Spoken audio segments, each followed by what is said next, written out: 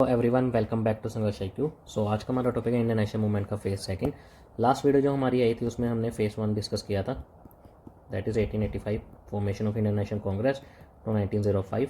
ठीक है, आज हमारा फेज सेकंड है 1905 से लेकर 1919 तक। जो हमारा नेक्स्ट पार्ट आएगा फेज थर्ड, उसमें हम देखेंगे 1919 से टिल इंडिपेंडेंस 1947। ये तीनों पार्ट आपके लिए काफ़ी ज़्यादा इंपॉर्टेंट रहेंगे बिकॉज मॉडर्न हिस्ट्री में सबसे ज़्यादा इंपॉर्टेंट ही होता है इंडियन नेशनल मूवमेंट या फिर फ्रीडम स्ट्रगल। सो इस वीडियो तो वो लास्ट से जरूर देखना। Let's start the video. सबसे पहले हमारा when was the first partition of the Indian National Congress L. Indian National Congress या INC की सबसे जो पहली पार्टीशन हुई थी वो कब हुई थी? And answer is 1907। The Surat split कहाँ हुई थी? सूरत में। Was the splitting of the INC Indian National Congress into two groups, the moderates and the extremists at the Surat session in 1907। Next question है in which of the following sessions was INC split into moderates and extremists. हमने पीछे explanation में देखा and the answer is Surat में हुई थी। Next हमारा present of the Surat session of the Indian National Congress 1907। सो जो हमारा सूरत सेशन हम पीछे दो क्वेश्चंस में देखते आ रहे हैं उस सेशन का प्रेजेंट कौन था? एंड द आंसर इज राज बिहारी घोष। अभी आप सोच रहे होंगे कि तीनों क्वेश्चन सेम सूरत सेशन के रिलेटेड हैं। वो मैंने जानबूझ के इसलिए डाला है बिकॉज अगर कल को एग्जाम में क्वेश्चन आ जाए तो आप अच्छी तरह से रिकॉल कर पाएँ, आपको कन्फ्यूजन ना हो कि 1907 था या 1908 था, सूरत में था या लखनऊ में था या दिल्ली में था।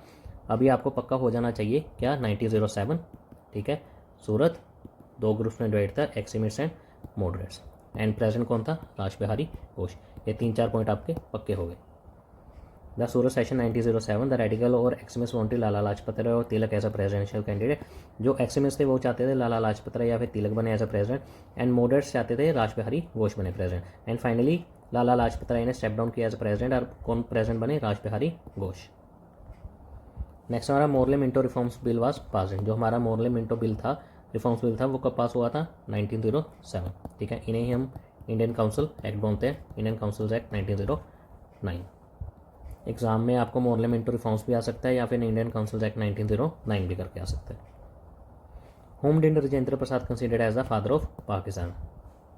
राजेंद्र प्रसाद ने किसे कंसीडर किया था as a father of Pakistan? And the answer is Lord Minto. Because इनकी जो पॉलिसीज़ थी उन पॉलिसीज़ की वजह से हिंदू मुस्लिम्स में काफ़ी ज़्यादा कन्फ्लिक्ट हुए थे। इसी वजह से राजेंद्र प्रसाद ने इन्हें कंसीडर किया था as a father of Pakistan. But अगर आपको एग्जाम में या कोई भी क्वेश्चन आ जाए डायरेक्ट के राजेंद्र प्रसाद ना आए, वहाँ पे डायरेक्ट क्वेश्चन आ जाए फादर ऑफ पाकिस्तान या फाउंडर ऑफ पाकिस्तान, तो आपका आंसर होगा मोहम्मद अली जिन्ना। ये भी आपको ध्यान रखना है।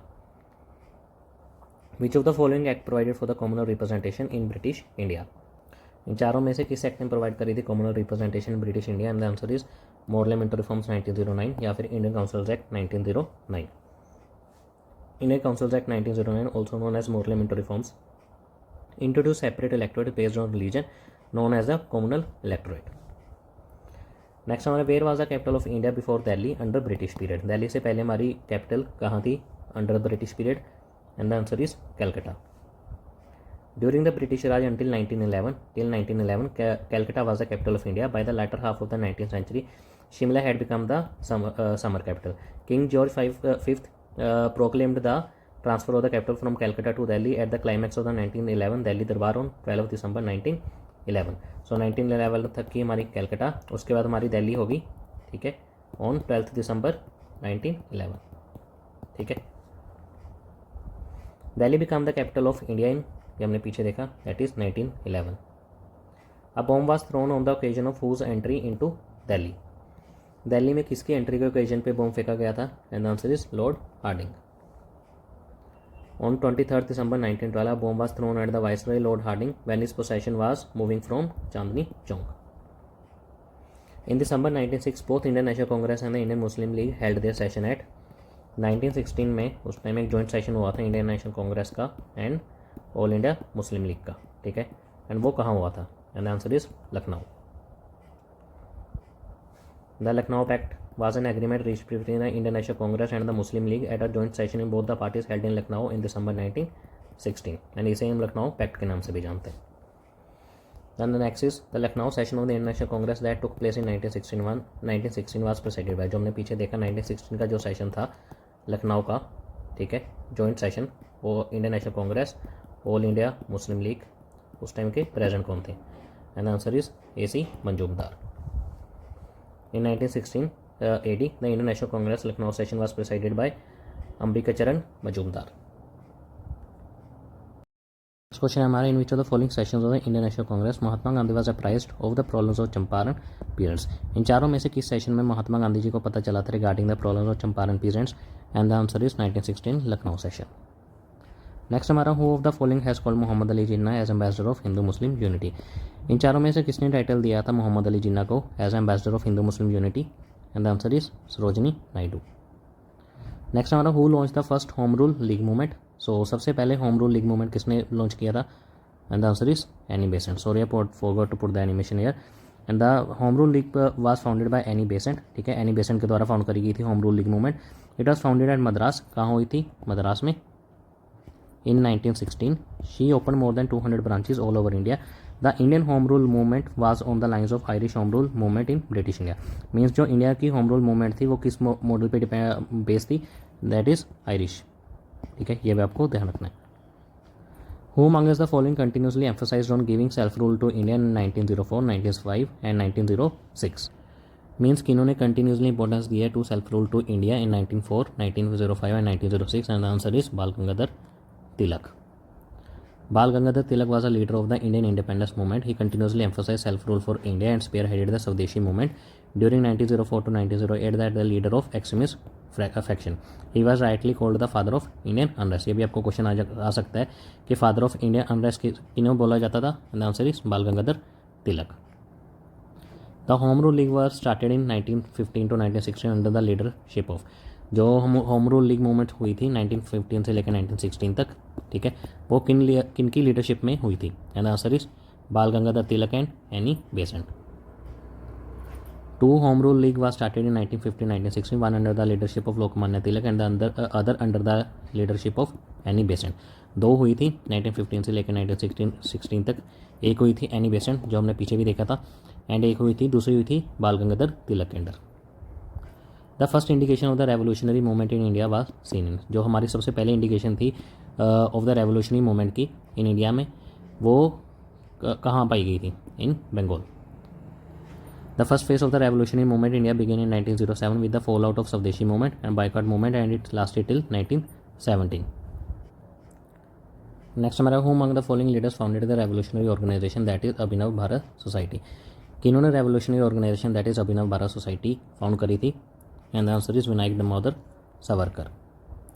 Abhinav Bharat Society, that is Young Indian Society, was an Indian independent secret society founded by V.D. Savarkar and his brother Ganesh Damodar Savarkar in 1904. 1904 में हुई थी by V.D. Savarkar, ठीक है, and Ganesh Damodar Savarkar. Any based form the home rule league in India based on the pattern of home rule movement. ये भी आपका test है question. सो पीछे हम कुछ क्वेश्चन पहले हमने देखा था कि जो हमारी होम रूल लीग मूवमेंट थी वो किस मॉडल पे डिपेंड थी? And the answer is Ireland. Irish model पे डिपेंड थी वो. Who among the following started the Mitra Mela union? Mitra Mela union किन्होंने स्टार्ट किया था? V D. Savarkar. Vinayak Savarkar and Ganesh Savarkar started Mitra Mela, a revolutionary secret society in Nashik in 1819. ठीक है, 1899 में स्टार्ट हुई थी Mitra Mela by V D. Savarkar and Ganesh Damodar Savarkar. अभी जस्ट एक पीछे क्वेश्चन आया था अभिनव भारत सोसाइटी के रिलेटेड, जहाँ हमने देखा था विनायक दामोदर सावरकर एंड गणेश दामोदर सावरकर ने फाउंड करी थी वो भी सोसाइटी इन 1904. एक्चुअली में ये एक ही सोसाइटी थी. पहले 1899 में मित्र मेला यूनियन फाउंड हुआ, ठीक है, इन दोनों के द्वारा, ठीक है, एंड लेटर 1904 में ही अभिनव भारत सोसाइटी का नाम रख दिया गया. मित्र मेला का नाम चेंज कर दिया गया टू अभिनव भारत सोसाइटी. ये दोनों क्वेश्चन मैंने अलग अलग इसलिए डाला है बिकॉज ये क्वेश्चन आपको एग्जाम में आ सकते हैं. मित्र मेला यूनियन के रिगार्डिंग अलग क्वेश्चन है और अभिनव भारत सोसाइटी के रिगार्डिंग अलग क्वेश्चन, ठीक है. ये जस्ट आपकी अंडरस्टैंडिंग के लिए था कि 1899 में मित्र मेला फाउंड करी गई थी एंड लेटर 1904 में उसका नाम चेंज कर दिया गया अभिनव भारत सोसाइटी, ठीक है. द अनुशीलन समिति वास. सो अनुशीलन समिति क्या थी? एक रेवोल्यूशनरी ऑर्गेनाइजेशन थी. Activities of Barinder Kumar Ghosh had given birth of secret revolutionary organization named as. Barinder Kumar Ghosh के एक्टिविटीज़ ने किस रेवोल्यूशनरी ऑर्गेनाइजेशन को बर्थ दिया? द आंसर इज अनुशीलन समिति. एंड अनुशीलन समिति के फाउंडर कौन थे? दैट इज सतीश चंद्र बासु, ठीक है, ये भी आपको ध्यान रखना. The Barrah dacoity was the first major venture of the revolutionary terrorist of the freedom movement in, कहाँ हुई थी ये डकैती? That is East Bengal. In 1908, Pulin Bihari Das organized a sensational Bara dacoity. It was committed in broad daylight by a group of revolutionaries at residence of Zamindar of Bara in the district of Dhaka, East Bengal. ठीक है, कहाँ हुई थी? Dhaka, east Bengal में। कब हुई थी? 1908। किसने ऑर्गेनाइज करी थी? Pulin Bihari Das. Which two revolutionaries were involve in Muzaffarpur murder? 1908। जो 1908 में मुजफ्फरपुर मर्डर हुआ था, उस मर्डर में कौन दो रेवोल्यूशनरीज इन्वॉल्व थे? And the answer is Prafulla Chaki and Khudiram Bose. On 30th of April 1908, Khudiram Bose and Prafulla Chaki threw a bomb on carriage of chief presidency magistrate Douglas Kingsford of Calcutta in Muzaffarpur district in present day Bihar. And किसके carriage पे bomb फेंका था? Douglas Kingsford पे। Who founded Swadesh Bandhab समिति? स्वदेश बंधव समिति किसने found करी थी? And the answer is Ashwin Kumar Dutt. Ashwin Kumar Datta founded the Swadesh Bandhab समिति ऑन 6 अगस्त 1905। कब हुई थी? 1905 में। किसने करी थी? Ashwin Kumar Dutt. After the partition of Bengal the organization of found to promote the consumption of swadeshi goods. तो इसका मेन मोटिव क्या था? कंजप्शन ऑफ स्वदेशी गुड्स को प्रमोट करना। Who defended Aurobindo Ghosh in the Alipore bomb case? And the answer is Chittaranjan Das. Aurobindo Ghosh was defended by Chittaranjan Das in the Alipur bomb case. So Alipur bomb case was conspiracy took place in the year 1908. कब हुई थी? 1908 में। And Aurobindo Ghosh को defend किसने किया था? चित्तरंजन दास ने। Which of the following pairs is are correctly match? ये इधर ऑर्गेनाइजेशंस के नाम है एंड इधर फाउंडर्स के नाम है। इन तीनों में से कौन करेक्टली मैच्ड है?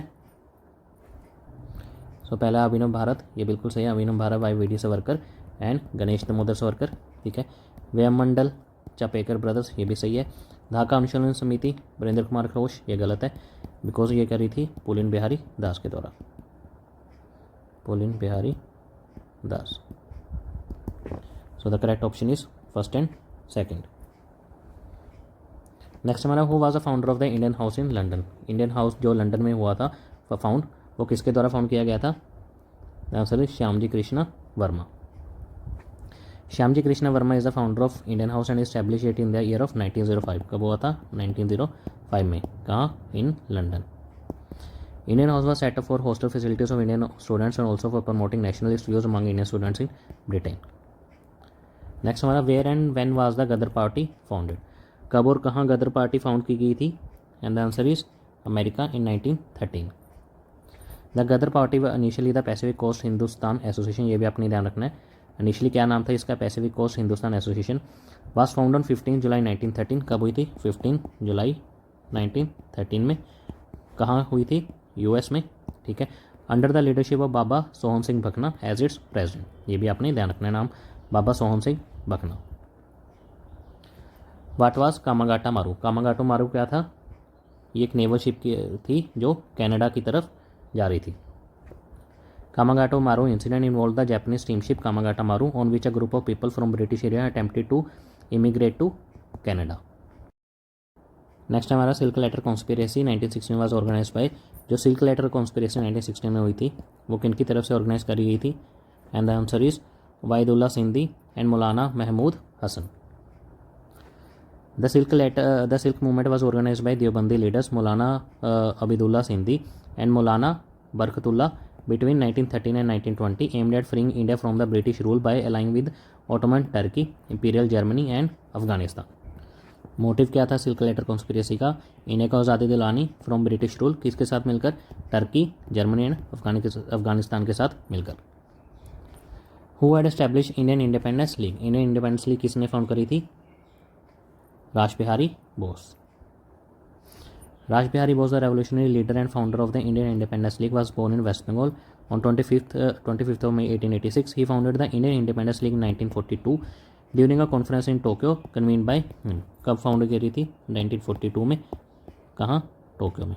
इसके द्वारा? रासबिहारी बोस। ठीक है, ये 3 पॉइंट आपने ध्यान रखने। Among following women, who was the first to unfurl Indian tricolor?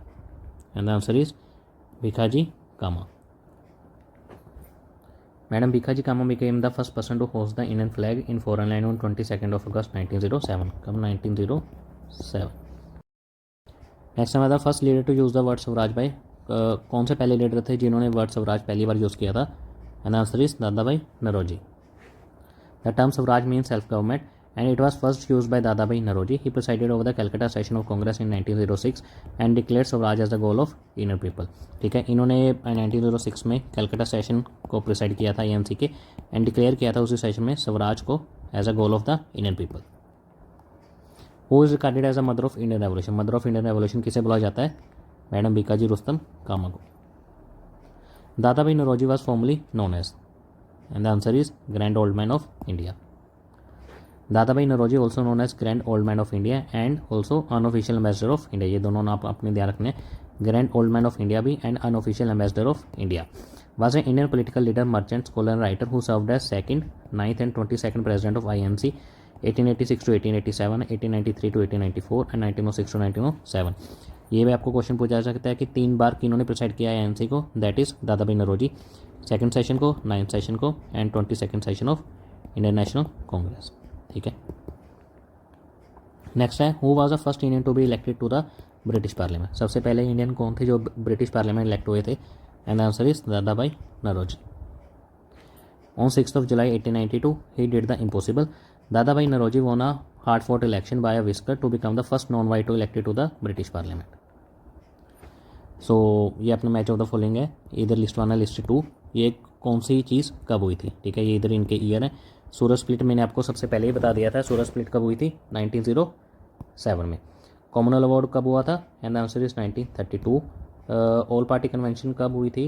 1928 में। एंड पूर्ण स्वराज कब हुआ था? रेजोल्यूशन 1929 में। सो द करेक्ट ऑप्शन इज 4321।